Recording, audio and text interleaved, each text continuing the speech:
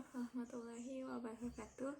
Halo semuanya, perkenalkan nama saya Heska Claudia, mahasiswa PGSD Reguler E 2018. Di video kali ini, saya akan menjelaskan tentang pertumbuhan dan perkembangan anak.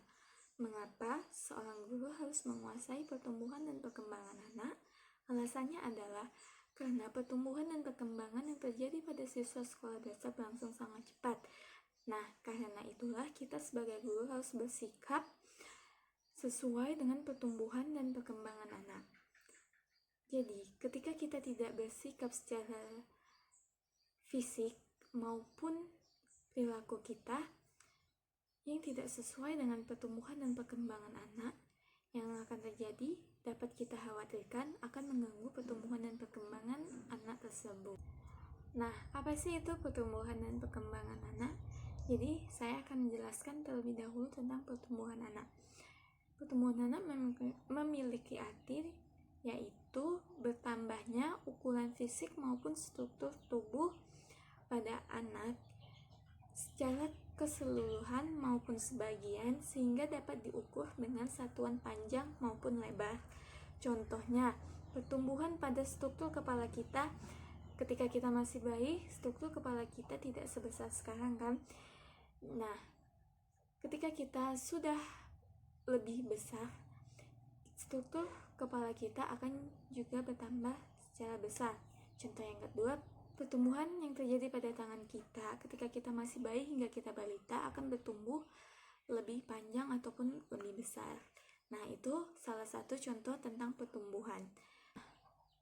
Nah, apa sih itu perkembangan anak? Jadi, perkembangan anak adalah pertambahan kemampuan fungsi dan struktur tubuh yang lebih kompleks. Contohnya, dapat kita ketahui bayi yang bisa berjalan atau bayi yang bisa berbicara. Itu salah satu contoh tentang perkembangan anak.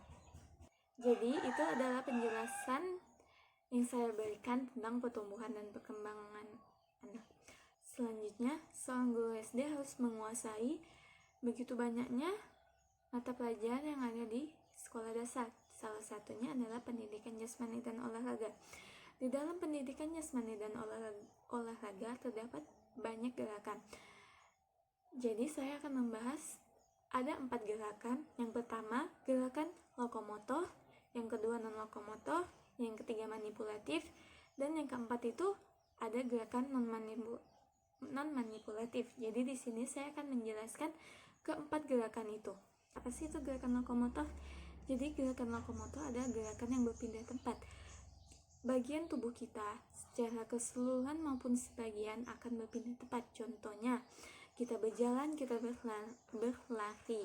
Itu salah satu contoh dari gerakan lokomotor. Nah, selanjutnya adalah gerakan non-lokomotor. Gerakan non-lokomotor tentu saja kebalikan dari gerakan lokomotor, yaitu gerakan kita bergerak tetapi kita diam di tempat. Contohnya saja sikap lilin, menolak, ataupun mendorong.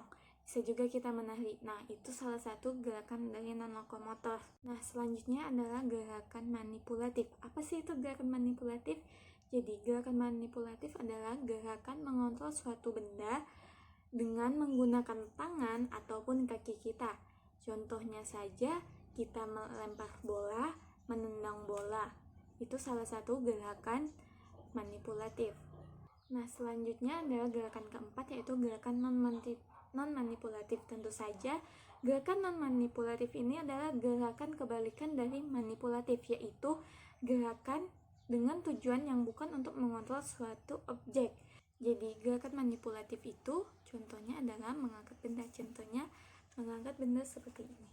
Sekian penjelasan yang saya berikan tentang tumbuh kembang anak, gerakan lokomotor dan non-lokomotor, gerakan manipulatif dan manipulatif.